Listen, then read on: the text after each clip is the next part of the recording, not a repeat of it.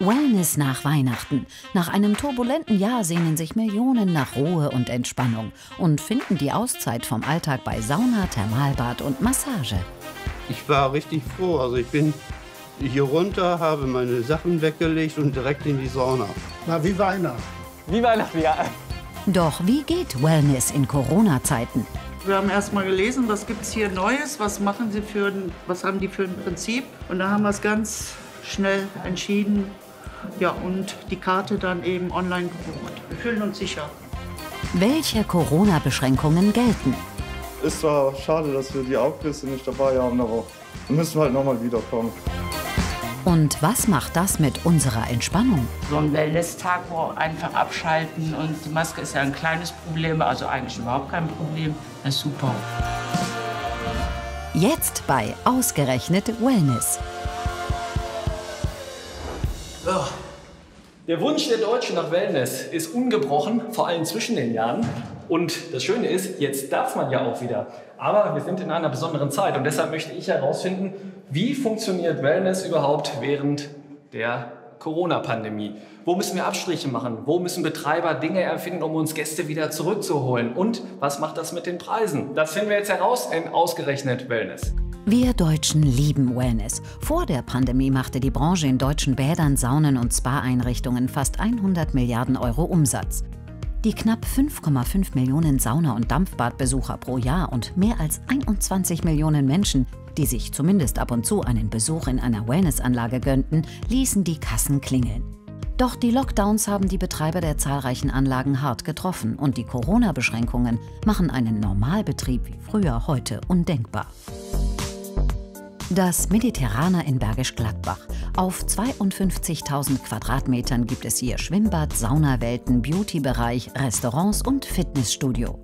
Alles im indisch-arabischen und spanisch-maurischen Stil und alles nach dem Motto nicht kleckern, sondern klotzen. Der Betrieb kostet im Normaljahr 16 Millionen Euro. So, einmal hier. Normale Körpertemperatur. Noch, weil jetzt geht es zum Schwitzen. Das Mediterraner zählt zu den größten Wellnessanlagen hier in Nordrhein-Westfalen. Und ich möchte jetzt mal sehen, welche Corona-Regeln gelten hier gerade und können sich die Leute hier zu dieser ganz bestimmten Zeit überhaupt wirklich auf Wellness einlassen und wirklich entspannen. Das finde ich jetzt raus. Hallo. Guten Tag, hallo, grüße Sie. Eine Regel habe ich schon gelernt, vorne erstmal Temperatur checken, ne? Das können Sie machen, das ist freiwillig. Ja, ist freiwillig. Okay, ich habe es trotzdem gemacht und ja, warum nicht? hat geklappt. Also Ja, Sie haben wohl temperiert. Sehr gut, dann dürfen Sie reinkommen. Gibt es denn gerade im Haus Dinge, auf die ich verzichten muss als Gast? Wir dürfen zurzeit keine Aufgüsse anbieten, aber dafür haben wir Alternativen, dass die Kollegen sprühen Düfte rein oder legen Eiskugeln auf den Ofen, sodass zumindest das Gefühl da ist, dass etwas stattfindet. Rein kommt nur, wer geimpft oder genesen ist. Außerdem müssen sich Besucher vorab online anmelden und auf den Gängen gilt Maskenpflicht. Daniel trägt seine Maske überall, obwohl morgens noch wenig los ist. Hallo, grüß Sie. Hallo. So, endlich kann man wieder, ne? Ja. Oder? Wie sehr haben Sie denn das Saunieren und das Wellness vermisst? Also das Saunieren habe ich sehr vermisst, weil es bringt einem von der Gesundheit was und man hat hier Unterhaltung. Ja. Nicht? Man trifft Leute, Bekannte. Können Sie sich noch an Ihren ersten Wellnessbesuch nach dem Lockdown erinnern? Und wenn ja, wie hat sich das für Sie auf einmal wieder angefühlt? Ich war richtig froh. Also ich bin hier runter, habe meine Sachen weggelegt und direkt in die Sauna. War wie Weihnachten. Wie Weihnachten, ja. Und Ostern zusammen. Ja, alles zusammen. Jetzt sind wir ja in einer besonderen Zeit. Haben Sie trotzdem keine Sorge, jetzt in so öffentlichen Einrichtungen unterwegs zu sein? Irgendwo muss man unterwegs sein. Ich bin dreifach geimpft, also von daher gesehen habe ich das getan, was ich tun kann. Für mich ist es sehr wichtig, dass ich mich auch mal unterhalten kann. Ja. Sonst werde ich ja oben noch Ja. randösig und Ja. das will ich nicht werden. Naja, absolut. Ist Wellness in der aktuellen Zeit teurer geworden, weil eben weniger Leute rein dürfen? Oder wie empfinden Sie das? Nee, für uns nicht. Als Mitglieder ist der Preis geblieben. Mitglied heißt, Sie zahlen im Monat dann? Oder? Ja, 140 Euro. Ja. Aber die neuen, die jetzt kommen, oder die Tagespreise sind erhöht worden. Ja. Ist das nachvollziehbar für Sie? Ja, die haben ja auch ihre Kosten und Verluste hier. Ne? Die müssen ja irgendwo wieder aufgefangen werden. Warum sind Sie denn da in dieser besonderen Zeit? Um einmal abzuschalten, und dieses ganze Ambiente finde ich einfach sehr schön und man kommt zur Ruhe. Ja, und man meint, man ist in einer ganz anderen Welt. Ja, und das kann man aktuell, glaube ich, sehr gut gebrauchen, einfach mal dieses Gefühl, ne? Zumal wir ja auch im Krankenhaus arbeiten. Okay. Und ja, so ein Wellness-Tag, wo einfach abschalten, und die Maske ist ja ein kleines Problem, also eigentlich überhaupt kein Problem. Ja. Das ist super. Sie arbeiten im Krankenhaus. Da sind Sie Hygienekonzepte gewohnt, mehr als jeder andere. Haben Sie sich explizit dann auch hier informiert vorher? Wie läuft das ab und so? Und dann entschieden, okay, wir gehen, oder wie war das? Ja, genau. Wir haben erst mal gelesen, was gibt es hier Neues, was haben die für ein Prinzip. Und da haben wir es ganz schnell entschieden. Ja, und die Karte dann eben online gebucht. Wir fühlen uns sicher. Ist dann am Ende vielleicht der Besuch einer Saunalandschaft in der jetzigen Zeit noch entspannter als vor Corona, weil es eben deutlich leerer noch mal ist? Für mich ist es entspannter. Ja. Dieses Paar ist heute das erste Mal hier. Für ein 8-Stunden-Ticket ohne Aufgüsse haben sie 35 € pro Person bezahlt. Ist zwar schade, dass wir die Aufgüsse nicht dabei haben, aber dann müssen wir halt noch mal wiederkommen. Geht man denn trotzdem als Gast den Kompromiss ein, weil man sagt, okay, auch das Unternehmen befindet sich hier in einer schwierigen Lage, dass man dann sagt, ja, ich bin trotzdem bereit, es zu zahlen? Oder wie ist das bei euch? Ja, also, doch, finde ich schon. Also, ja, wenn da kein Kunde mehr kommt, weil man ein paar Abstriche machen muss oder auch Abzüge, dann würden die Unternehmen ja auch darunter leiden. Und das ist ja nicht fair. Mhm. Wir verdienen ja auch nicht weniger. Also, wenn wir in der Homeoffice oder was immer noch Geld bekommen, wieso sollten wir dann weniger ausgeben? Wie hart die Krise den Betrieb getroffen und was die Branche daraus gelernt hat, will Daniel von Geschäftsführer Oliver Matthe wissen. So, also ich kann mir vorstellen, dass die aktuelle Zeit sich für Sie wie so ein überlanger Saunagang anfühlen muss. Ja, eine lange Durchstrecke haben Sie hinter sich, oder? Die Durchstrecke ist schon immens lang, aber wir dürfen nicht vergessen, wir sind letztes Jahr im November in den Lockdown gegangen und hatten dann 7 Monate geschlossen. Also das war eine harte Zeit. Wie haben Sie es denn überhaupt geschafft, in der letzten Zeit zu überleben? Welche Strategien haben Sie angewandt? Eigentlich haben wir das in den Jahren davor gemacht. Wir haben gut gewirtschaftet. Jeder Euro, den man ausgibt, der wird natürlich gedreht. Nicht nur einmal gedreht, sondern mehrmals gedreht. Und es wird überlegt, was investieren wir nicht. Sowohl damals vor der Pandemie als auch heute gilt, Wellness zieht. Und als ich vor ungefähr 2 Jahren hier war, sah mein Besuch so aus. Vor Corona war der Wellnessboom riesig, die Konkurrenz stark. Man musste sich etwas einfallen lassen, um die Gäste zu überzeugen. Daniel traf Oliver Matthe damals in der nach eigenen Angaben teuersten Sauna der Welt. Das ist natürlich schon beeindruckend, ne? Muss man sagen. Alles Himalaya-Kristalle, ja. Ja. Insgesamt 968 Kristalle, die hier drin sind. Das sind also wirklich solche großen Kristalle, nicht nur so eine kleine Bordüre, sondern die Decke, die Wände, die sind mit einem speziellen Dübel versehen. Da haben wir auch ein Patent drauf. Und wir haben diesen Raum extra gebaut, nur für diese Kristalle. Es zwängt sich hier die Frage auf, was hat diese Sauna gekostet? Das ist in der Tat die teuerste Sauna, die es weltweit gibt, mit über 1 Million an Kosten. Nur für die Sauna jetzt hier? Nur für den Raum. Boah!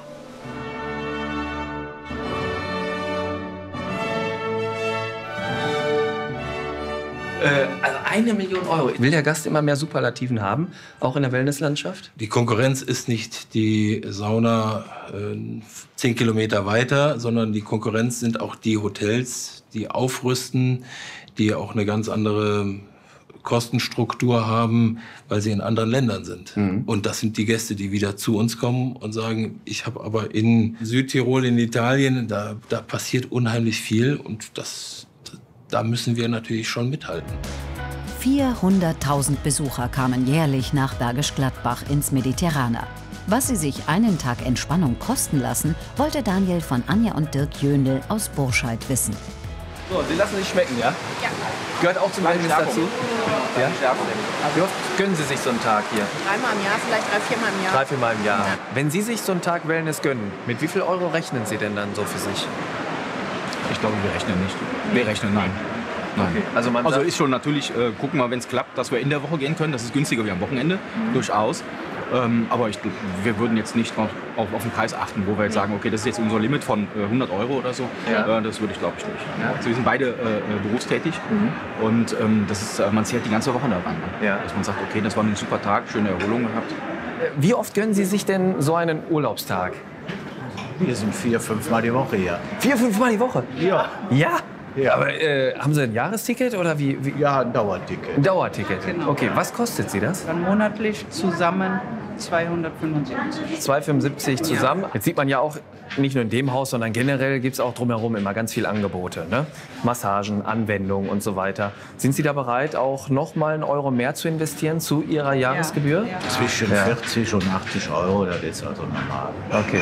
Man fühlt sich ganz einfach erholt, entspannt und schon freut man sich auch wieder auf den nächsten Tag. Ja. Ja, das ist wie Urlaub. Doch es gab auch die Sparfüchse unter den Saunagängern. Denn mit ein paar Tricks war viel Sauna auch für weniger Geld drin. Hallo. Ist noch ein Plätzchen frei? Ja. Ja? Sehr gut. Ich komme mal dazu. Bei den Preisen. Ein Tag Urlaub, 40 Euro. Ja. Pass auf, super Überleitung. Kriegt man da Pipi in den Augen oder kalte Füße? Ach, es geht an und für sich. Ich kann dazu noch nichts sagen. Ich habe heute Geburtstag und also demnach habe ich heute freien Eintritt. Ja, dann erstmal herzlichen Glückwunsch vom ganzen WDR. Ja. Aber, das ist eine tolle Einrichtung. Ja, aber sonst, wenn man sagt, so 40 Euro... Finde ich absolut okay. Ja? Die Auswahl von der ganzen Wellnessbereich ist absolut top. Und machst du denn häufiger Wellness? Oder? Eigentlich schon häufig, aber nicht in diesen großen Tempeln, sondern mehr in so einer ganz kleinen, kuscheligen Anlage in Stommeln. Aber das ist ja interessant. Ganz toll. Wenn man Wellness machen möchte, müssen es immer diese großen Tempel sein oder können es auch kleinere Anlagen? Es können auch kleinere Anlagen sein. Ich weiß nicht, ob ich hier Preise sagen darf. Ja, immer raus damit. Das ist unser Format. Immer Preise nennen. Stimmt, ausgerechnet. Ja, also in Stommeln habe ich, soweit ich weiß, für 3 Stunden 12,50 Euro und den ganzen Tag 17,50 Euro. So, ihr seid durch, ja? Ja. Was sagt die Kasse? Wie viel habt ihr jetzt bezahlt für euren Tag? Wir haben jetzt für 4 Stunden 60 Euro bezahlt. Ja, genau. Wie sieht es mit Anwendungen aus? Nutzt ihr die hier auch in so einem Haus? Nee, das mache ich dann eher außerhalb, in kleineren Praxen und ja, weil es ja deutlich günstiger ist. Und dann kann man sich das auch öfter gönnen als hier noch in dem ganzen Haus. Dann auch. Das führt dann zur Reizüberflutung, wenn man das auch noch hier mitmacht. Also eigentlich der Wellnessplan, der Wellness-Masterplan von ja, euch. Genau. Ja. So kommt man übers Jahr. Zeit für den Selbsttest. Daniel wollte herausfinden, wie viel ein Tag Entspannung im Mediterraner kostet und welche Extras neben dem Eintritt anfallen. Sein Tag startete mit einer Massage. Der Trend zu solchen Anwendungen ist gleich geblieben, damals wie heute. Das Mediterraner macht damit 8% seines Umsatzes, Tendenz steigend. Vor 2 Jahren gab es die Anwendung ohne Maske, dafür mit Händeschütteln. Der Preis ist geblieben. So, ich gönne mir jetzt eine Anwendung, die Kleopatra-Packung. Die ganze Packung für 52 Euro. 40 Minuten dauert die. War übrigens schwierig, einen Termin zu kriegen. Mal sehen, was sich haben einfallen lassen. Hallo, Herr Assmann. Guten Tag. Oder geh mal schnell jetzt. Ich zieh mal eben weg, ne? Ja, ist ja ein Preis mit drin, ne? Ja, na, war natürlich.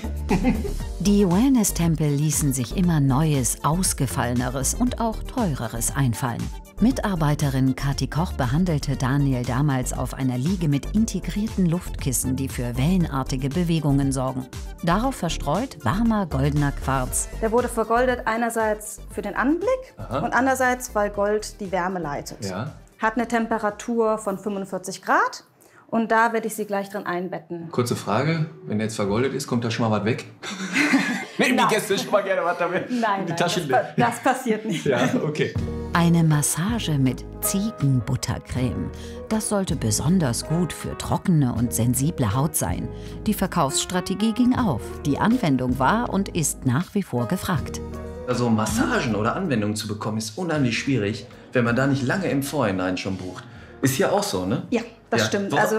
Woran liegt das? Die Leute verbinden, auch wenn sie herkommen, Wellness-Tag, Entspannung, automatisch, dass sie sich noch was gönnen wollen, noch eine Massage. Ja. Und gerade in den Wintermonaten ist es sehr schwierig, einen Termin zu bekommen. Da sollte man meistens 4 Wochen vorher schon einen Termin machen, um noch einen zu bekommen, um zumindest die Auswahl zu haben. Sie dürfen die einmal ablegen. Was ist, wenn die Leute jetzt keine Auswahl mehr haben? Also ich sage jetzt mal, die stehen unten an der Kasse und sagen, ich hätte gerne noch eine Anwendung. Und ist es dann auch schon mal so, dass sie sagen, ja gut, geben Sie mir einfach irgendwas, was Sie noch haben. Preis ist egal?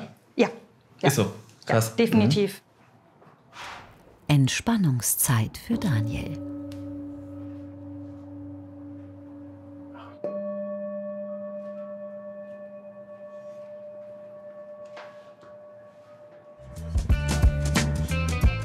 Zum Wellness-Erlebnis der Anlage gehört, auch vor Corona schon, eine Ayurveda-Beratung für die Besucher.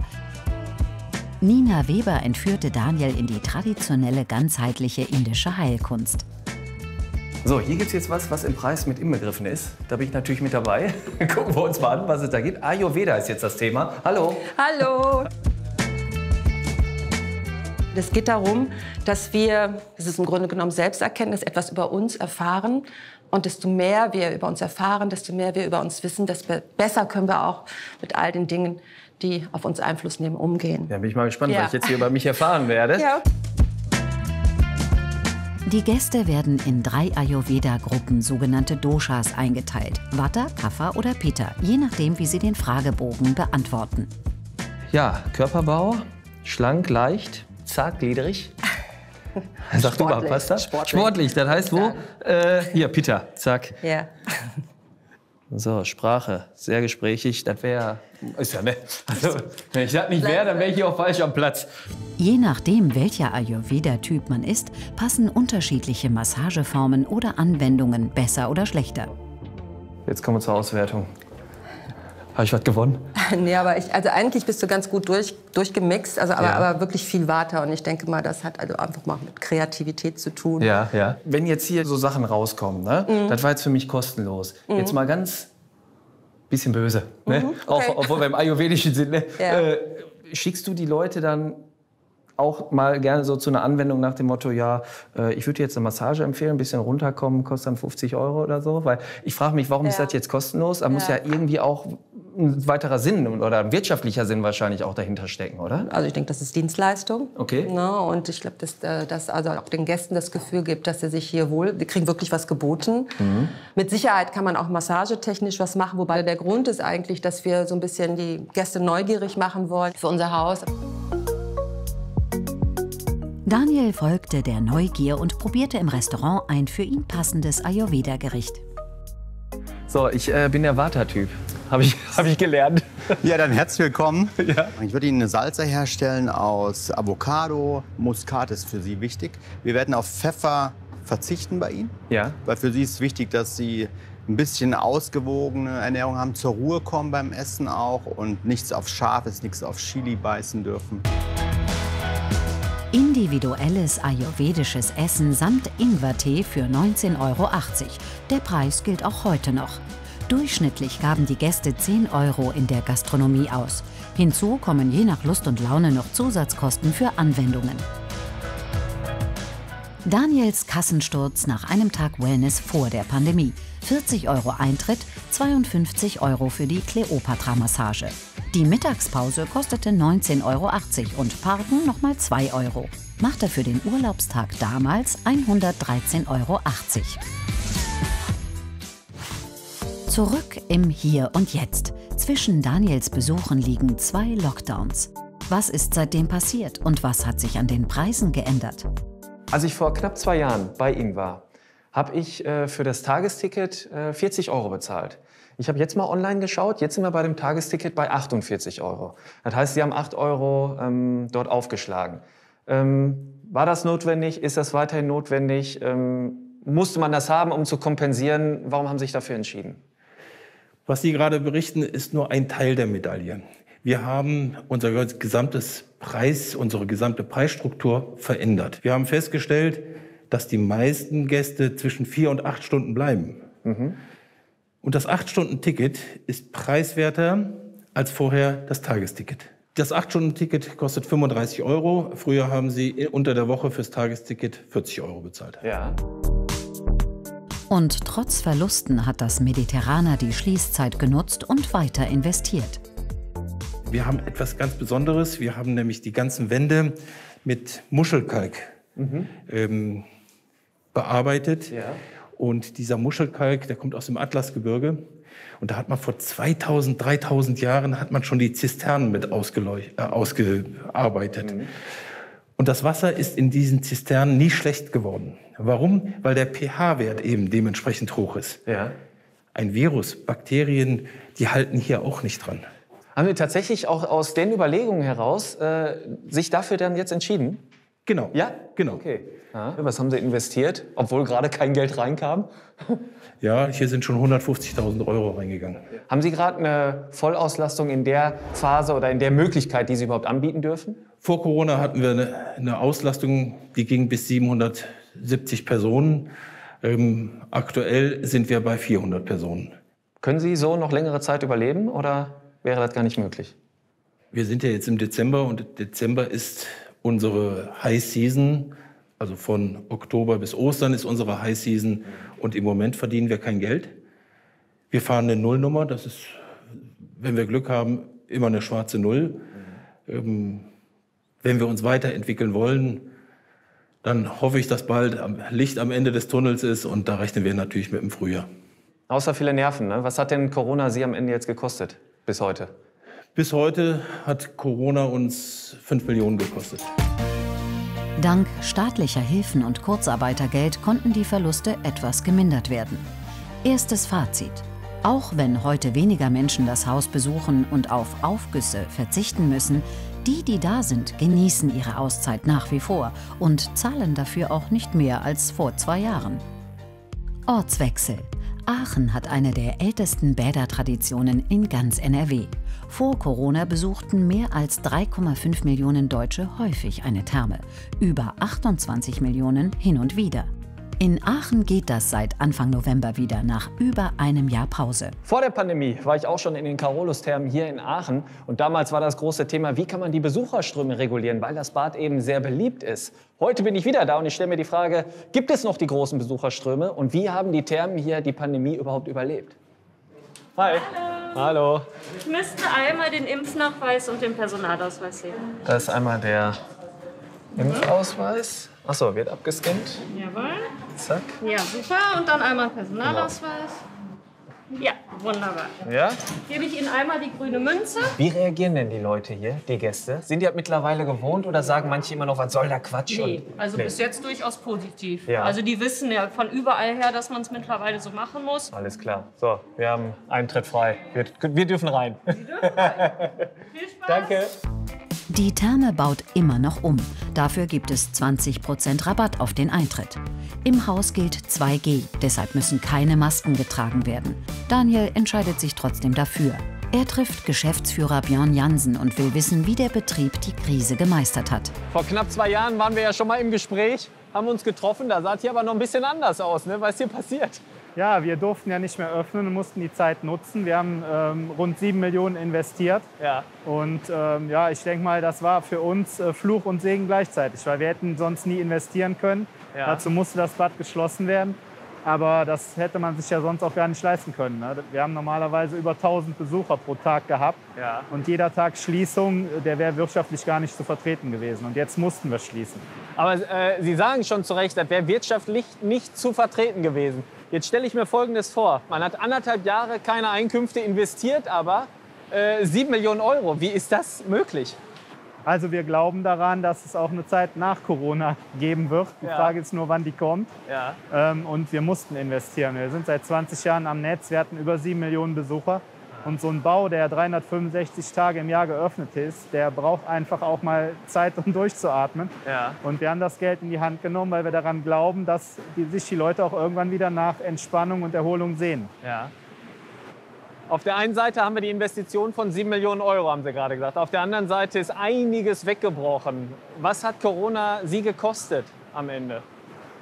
Also die Investitionen kommen ja noch zu den Ausgaben, die wir hatten. Wir haben im letzten Jahr einen Verlust gehabt von 7 Millionen Euro, haben dann aber noch mal 1,2 Millionen Dezember- und Novemberhilfe bekommen, sodass wir das Jahr mit einem Minus von 5,8 Millionen abgeschlossen haben. Also das ist schon heftig. Und dieses Jahr wird auch nicht besser. Ja. Wir planen mit einem Verlust von rund 6,5 Millionen Euro. Wahnsinn. Wäre das für Sie überhaupt möglich gewesen, diese Zeit zu überstehen, wenn sie nicht in kommunaler Hand gewesen wären? Hätte das dann überhaupt geklappt? Ich glaube, das wäre nicht möglich gewesen. Aber als Privater jetzt so viel Mut zu haben und auch zu einer Bank zu gehen, welche Bank würde das finanzieren, wenn man gar nicht weiß, was morgen überhaupt ist? Ja. Also das wäre so nicht möglich gewesen. Dann hätte man das Ganze auch, glaube ich, viel sparsamer machen müssen. Und man hätte auch Leute entlassen müssen, die nicht aufgefangen worden wären. Das mussten wir alles nicht, zum Glück. Und bei 18 Monaten geschlossen, bei Kurzarbeit, bei allem, was Sie auf dem Schreibtisch hatten, hätten Sie sich da selber gerne mal eine Massage gegönnt? Ja, die hätte ich mir wirklich gerne gegönnt. Also ich hatte auch Tränen in den Augen, als wir hier das Wasser abgelassen haben. Glaube ich. Weil in so einem Haus, wo in der Regel 1000 Leute pro Tag sind, wenn man dann hier alleine steht und es nicht mehr so schön warm ist, das war schon sehr traurig. Prinzip Hoffnung und alles auf neu. Schallschutz, Fliesen, Abwassersysteme und Becken wurden saniert. Der Publikumsmagnet ist und bleibt aber das Thermalwasser. In die Geheimnisse und Geschichte der Aachener Quelle wurde Daniel bei seinem Besuch vor 2 Jahren von Pool-Teamleiter Stefan Wagner eingeweiht. Was ist denn eigentlich jetzt, sag ich mal, an eurem Haus so das Besondere? Was schätzen die Gäste an eurem Haus? Wir haben halt im Gegensatz zu den meisten anderen Läden thermales Mineralwasser. Das, was wir hier haben, ist anerkanntes Heilwasser. Aha. Hat über 2000 Jahre Geschichte hier in Aachen hinter sich. Ja. Und es ist halt wirklich, wenn du jetzt irgendwie Muskulaturprobleme hast, Probleme mit dem Bewegungsapparat, Gelenke, es ist einfach total genial, in dem warmen Wasser zu liegen und zu entspannen. Ja. Karl der Große hat damals, glaube ich, Gicht gehabt. Und der soll jeden Tag gebadet haben, weil das seine Krankheit gelindert hat. Ja. Das ist einfach das Genialste, was man haben kann. Also gefühlt quasi Wellness in seiner ursprünglichsten Form, oder? Genau. Die Aachener Carolus-Therme hat 2001 eröffnet. In den Jahren vor Corona sind die Besucherzahlen auf rund 400.000 Gäste pro Jahr gestiegen. War dieser Boom nur Segen oder auch Fluch für die Entspannung? Das wollte Daniel damals von Geschäftsführer Björn Jansen wissen. Ich sehe, hier wird der Schlüssel erwartet, ja? Ja, das ist aber okay. auf Ihren Konten drauf gebucht. Ja. Der Betrag 4 Euro. 4 Euro. Okay. Ja gut, klar, machen wir. Nehmen wir mit. Chef darf umsonst, oder? Normalerweise nicht, aber heute mal komm, eine Ausnahme. Komm, ich gebe mal aus hier. Komm, machen wir hier. Hau noch mal 4 Euro.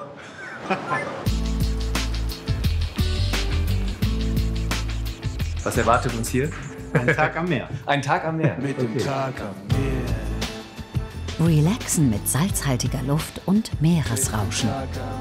Für 4 Euro, das ist aber eigentlich relativ... 4 Euro, ja. Erstmal günstig, aber andererseits eine Zusatzleistung, ne? Ist eine Zusatzleistung, Ja. muss man aufrufen, hast du ja gerade auf dem Ja. Schild gemacht. Geht auch so ein bisschen darum, auch die Gäste zu steuern. Ne? Heißt was?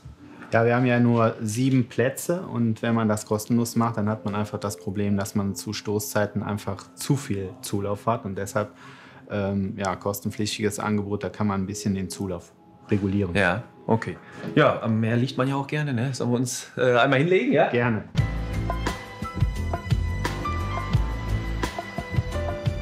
Ist es so weit, also dass Wellness so im Trend ist, dass man regulieren muss, auch über den Preis? Ja, also es klappt natürlich nicht immer. Wir haben vor allen Dingen zwischen Weihnachten und Neujahr viel zu hohe Besucherzahlen, das muss man ganz klar sagen. Und das ist dann auch nicht so entspannt, wenn man Besucherzahlen hat von weit über 2000, was doppelt so viel ist wie unser normaler Schnitt. Aber da kann man auch über Preise nichts mehr steuern. Ist es quasi für euch dann dahingehend auch schon, ja, ich sag mal, so eine Art Luxusproblem, dass man mehr Nachfrage als Angebot hat? Ja, also gerade in unserem Wirtschaftssystem, wo jeder nach Wachstum strebt, sind wir schon eigentlich bedacht, diesen Tausender Besucherschnitt pro Tag nicht wesentlich zu übersteigen, weil wir es einfach nicht gehandelt kriegen. Wir würden vom Zulauf her sicherlich an ganz starken Tagen würden wir 50% mehr Kapazität brauchen, aber dann wird es für den Einzelnen einfach nicht mehr erholsam. Und deshalb streben wir nicht nur auf Wachstum, sondern eher auf andere Verweildauern. Als wir uns so vor knapp 2 Jahren getroffen haben und miteinander gesprochen haben, da kann ich mich daran erinnern, da haben Sie mir gesagt, Wellness boomt so sehr, dass Sie Monate haben, gerade zwischen Weihnachten, Neujahr und in dieser Zeit, die Wintermonate, wo Sie gar nicht wissen, wie kriegen wir die Kapazitäten überhaupt oder die Leute überhaupt unter. Ja. Jetzt waren Sie gezwungen, mal zu gucken, wie kriegen wir wen überhaupt unter. Haben Sie daraus irgendeine Ableitung für die Zukunft für sich? Also es ist natürlich so, dass die Leute in der Zeit kommen, wo sie frei haben. Und das ist in der Regel zwischen Weihnachten und Neujahr. Das kann man auch wenig ändern. Aber durch den Deckel, den wir jetzt hatten in der Begrenzung der Besucherzahlen, mussten wir mit Terminvergaben arbeiten. Das haben wir vorher nicht gemacht. Also man muss hier online einen Termin buchen, sonst kommt man gar nicht rein. Und das ist auch sehr wahrscheinlich ein Modell, was wir weiter in diesen starken Zeiten auch fahren werden, ohne Corona-Beschränkung, dass man nur noch online feste Termine buchen kann. Ja. Mit welchen Gedanken blicken Sie jetzt gerade in die Zukunft? Mit welcher Hoffnung auch? Ich habe einfach die Hoffnung mit Blick auf den nächsten Herbst, den nächsten Winter, dass dann noch mehr Leute eine Impfung haben und dass wir somit dann auch Werte wie in Portugal und in Spanien erreichen, wo wir dann auch mit dieser Pandemie leben können. Ja. Aber ob das so ist, das weiß niemand. Die Corona-Pandemie traf die Carolus-Therme in Aachen schmerzhaft, war aber auch heilsam. Nach dem Schock wurde investiert und der Besucheransturm reguliert. Mein dritter Besuch führt mich nach Herford, und zwar dort ins H2O. Das Motto da heißt Entspannen und Event. Das war vor der Pandemie so, ist auch heute noch so. Allerdings natürlich mit anderen Auflagen, 2G. Und wie es dort im Februar 2020 aussah, als ich da war, das schauen wir uns jetzt an. NRWs wohl ausgefallenste Sauna stand vor der Pandemie auf Daniels Entspannungstour durch den Westen. Eintrittspreis vor Corona 26 € für einen Tag. Heute sind es 28,50 €. Dafür gibt es unter anderem eine Sauna mit Kinoleinwand. Nach eigenen Angaben die einzige in ganz Europa. Planung und Bau des 270-Grad-Panoramas haben fast 2 Jahre gedauert. Was die Kinosauna kann und wie sie für Entspannung sorgen soll, wollte Daniel von Betriebsleiter Markus Diering wissen. Ich habe draußen gerade gelesen, Film-Panoramasauna. Was zeigen wir heute? Schwitzt langsam, jetzt erst recht, oder? Genau, nein. Also wir zeigen hier unterschiedlichste Naturimpressionen halt aus der ganzen Welt. Ja. Ist natürlich eine besondere Herausforderung. Kinotechnik in einer Sauna ist das die Temperatur, die Luftfeuchtigkeit. Da mussten wir eine Menge üben und eine Menge ausprobieren halt. Jetzt steht er schon seit roundabout 2 Jahren und läuft. So, bevor wir jetzt hier das Geheimnis lüften, lass uns einmal kurz über den Preis sprechen. Ist so eine Sauna dann mit dem ganzen Aufwand doppelt so teuer, dreifach so teuer wie eine normale? Also ich würde mal ungefähr im doppelten Bereich sehen. Halt Ja. Und da klar, so Hightech-Beamer und auch die Akustik kostet Geld halt auch. Ja, im Grunde genommen. Also es ist nicht mit einer normalen Sauna vergleichbar. Und das ist schon ein richtiges Highlight für viele Gäste, hier hinzukommen.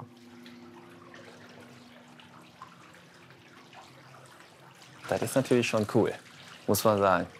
Also, das ist das erste Mal, dass ich jetzt so eine Sauna erlebe. Ist was ganz anderes. Ich möchte natürlich auch einmal rein und testen.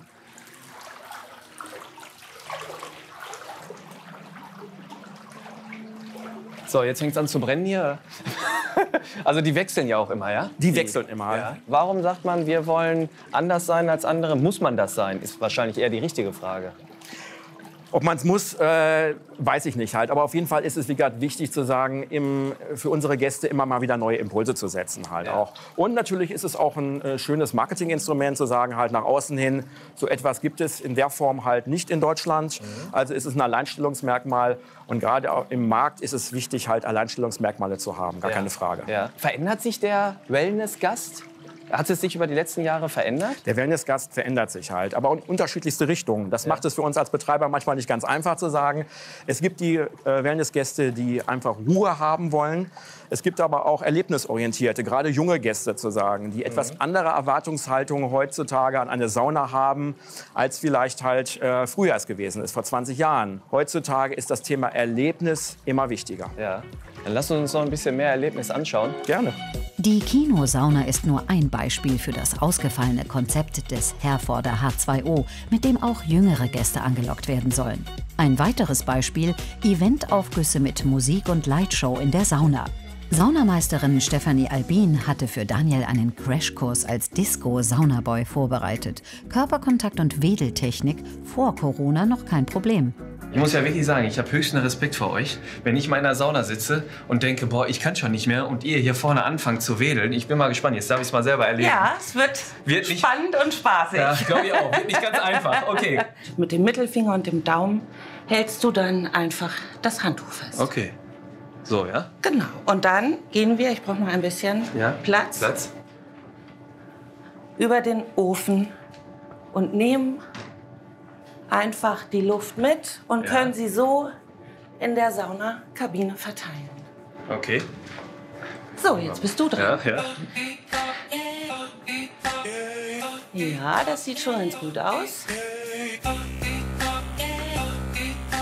Sollen wir mal unseren Kameramann ärgern? Der kommt irgendwie richtig schön ran hier. Guck mal. Man merkt es direkt, es wird sofort wärmer. Gibt es denn irgendwie für sowas auch eine tatsächliche Ausbildung? Ist man dann staatlich geprüfter Wedler?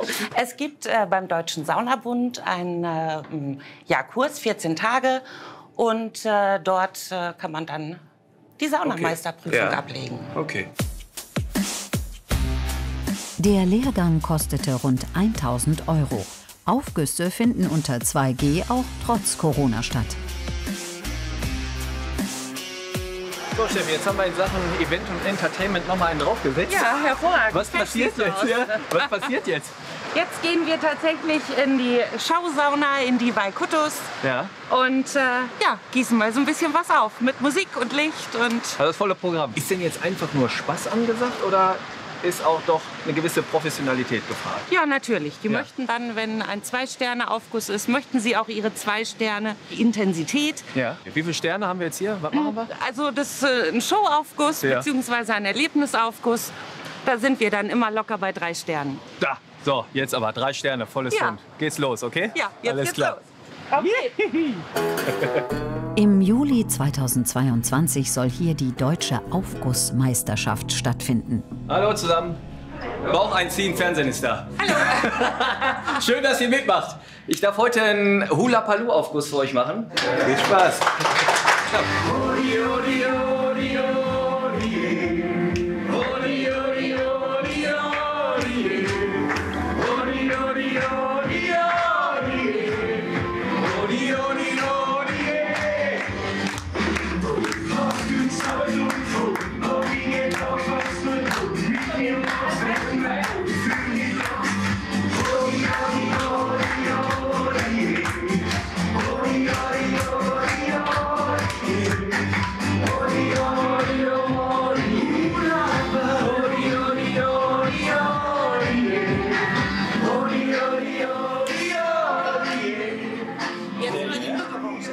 Ach, guck mal, ist das erste Lied schon. Boah!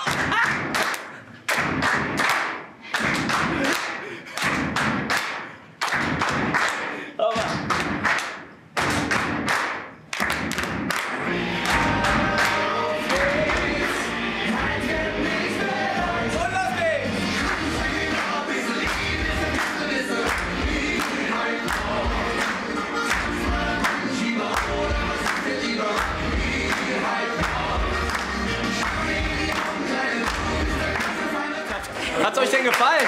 Ja? Hammer. Ich komme mal hier so zu euch, ne? Jawohl. Ich habe Sauna persönlich so noch nie erlebt. Sie jetzt auch zum ersten Mal oder regelmäßig? So das erste Mal. Ja, und wie war's? Super. Ja? Ja. Was macht das Ganze aus? Weil es ist ja wirklich ganz anders, ne? Also, tut einfach gut. Ja. Körper gut. Ja. Welche Erfahrungen habt ihr jetzt so gemacht? Ich bin auch zum ersten Mal hier und das macht richtig Laune. Ja. So, dann komme ich noch mal hier einmal zu Ihnen um. Was macht denn die Sauna dann so besonders? Also, ja, die Musik und die kleine Partystimmung, richtig. Ja. Des Saunagangs, das ist schon was Ungewöhnliches. Aber ist ungewöhnlich, Ja. oder? Weil man kennt sonst immer nur Sauna mit Ruhe. Genau, ja. Und hier, aber man kann trotzdem entspannen, das wäre jetzt die Frage. Ja, genau. Man muss ja nicht nur in diese Sauna gehen, man kann ja auch zwischendurch in eine Ruhesauna gehen. Ja. Heute sieht dieser Aufguss natürlich anders aus. Es gilt Abstand halten. Außerdem werden weniger Besucher in die Anlage gelassen als vor 2 Jahren. Und auch bei der Abkühlung ist gegenseitiges Eineisen wie damals in der nach eigenen Angaben größten Schneekammer Deutschlands aktuell nicht angesagt. Minus 12, minus 15 Grad. Ja? Ja? Ein Highlight jagt das nächste. Hallo? Boah, ist das kalt. Ja. Nein. Doch. Nein. Minus 3.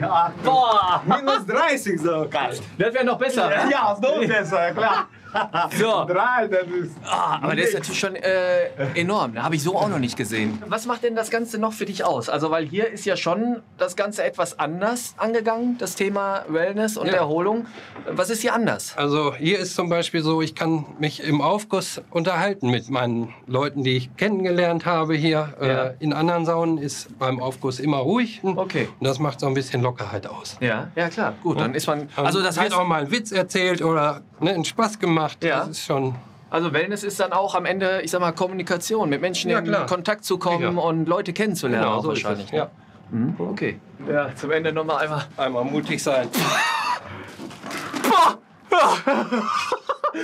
Reicht. Wohin sich der Saunatrend entwickelt, das ist schwer zu sagen. Aber vielleicht geht es ja auch zurück zu den Ursprüngen. Ich habe vor der Pandemie die Saunaprofis schlechthin getroffen.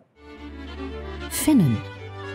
Daniel wollte von den geborenen Saunaexperten wissen, wie sie es mit der Entspannung halten und ob sie beim Event-Trend die Hände über dem Kopf zusammenschlagen. Dazu besuchte er die finnische Gemeinde in Köln. Hier müsste richtig sein. Geht wieder los. Der nächste Saunagang. Alles dabei. Hallo. Hey, hallo. Hi, ich bin der Daniel. Ja, hi. Hallo. Ich bin verabredet zum finnischen Saunaabend. Ja, genau, richtig. Bist du hier richtig? Bin ich hier richtig, Ja, genau. richtig. Habe ich mir fast gedacht. Wobei, man muss noch dazu sagen, ist jetzt keine öffentliche Sauna hier, ne? Richtig. Nicht, dass jetzt alle Leute hier kommen. Nein. Ist schon jemand da? Ja, die Jungs warten schon. Ja? Super. Viel Spaß. Alles klar, danke. Timur und Yrja hatten schon vorgeheizt. Hey, wer ist da denn? Hallo. Komm rein, hallo. Darf ich noch dazukommen? Ja, klar, Ja? natürlich. Der nicht finde in die Mitte. Ich freue mich total, dass ich jetzt mit echten Profis quasi saunieren darf. Ja. Die Finnen gelten ja immer als Profis. Ne? Warum ist das eigentlich so? Wo kommt das her? Weil wir einfach Profis sind. Ja. Ja. Aber es hat eine lange Geschichte, ne, in Finnland. Das Ja, Saunen. aber weißt du, es gibt in Finnland etwa 3 Millionen Saunen. Mit den, sage ich, insgesamt leben in Finnland etwa 5,5 Millionen Leuten. Jetzt kannst du noch mal fragen, warum sind die Finnen Profis? Absolut, jetzt weiß ich warum. Jetzt gibt es ja in Deutschland die unterschiedlichsten Zeremonien, ne, mit Aufgüsse, ganz verschieden hin und her. Wie findet ihr das denn? Ist das überhaupt nötig oder? Braucht man nicht eigentlich. Also. Wo liegt der Unterschied, wenn ich jetzt in Finnland saunieren gehe, im Gegensatz zu Deutschland? Gibt es da bestimmt Unterschiede, oder? In Deutschland ist es immer auch so, dass Leute sitzen da ziemlich ruhig. Ja, da spricht man nicht viel. Aber in Finnland, das ist die Stelle, wo Konversation stattfindet, gute Ideen entstehen, und man Austausch da in der Sauna machen muss. Das gehört dazu. Wir haben eine Sanduhr hier. Sowas findet man in Finnland nirgendwo. Ja, ihr habt die auch nicht gestellt, wie ich sehe, ne? Ja, nein, weil das tut kein Finne. Das gehört auch nicht dazu, weil du brauchst keine Uhr in der Sauna, weil du fühlst es selber. Solange das dir gefällt und das ist gut tut, dann bist du in der Sauna. Wenn das nicht mehr so ist, dann gehst du weg. Ja. Und das wird nicht mit der Uhr geregelt. Ja. Soll ich mal? Ja, sicher. Oh, das ist ja nur Tropfen auf dem heißen Stein. Da war ja wirklich nicht viel. Ja, das war eine Kinderportion. Ja, genau. So, da weiter unten auch noch ein bisschen, Jetzt hier so, damit oder? die Füße nicht kalt bleiben. Ja. In Finnland, wer Lust hat für den Aufguss, der schmeißt einfach Wasser da rein. Ja. Und wenn es zu heiß wird für jemand, der muss dann raus. Ja, genau. Es gibt in Finnland also einen Spruch, wenn in der Sauna zu eng ist, das ist nur deswegen, weil irgendjemand nicht genug Aufguss gegeben hat. Ja. Bilder von vollen Saunen mit dicht gedrängten Menschen wirken nach fast 2 Jahren Pandemie für viele befremdlich. Aber die Sehnsucht nach Wellness und Entspannung als Auszeit vom Corona-Alltag war wohl nie größer. Daniels Reise hat gezeigt, mit 2G, Masken, Abstand und weniger Besuchern ist Wellness heute möglich und wird von den Gästen dankbar angenommen. Auch von Daniel. Also egal ob mit oder ohne Corona, Wellness zieht. Wellness ist angesagt. Die Leute investieren gerne in ihre kleine Auszeit. Ich übrigens auch. Aber ich muss auch zugeben, wenn ich mir jetzt mal so einen Wellness-Tag anschaue, der zwischen 150 und 200 Euro liegen kann, oder mir auch mal die Preise anschaue für solche Anwendungen, wie ich sie gerade bekomme, dann empfinde ich das schon als ziemliche Investition. Ich muss aber auch dazu sagen, währenddessen vergisst man völlig den Preis und ich gönne mir das gerne. Und jetzt raus.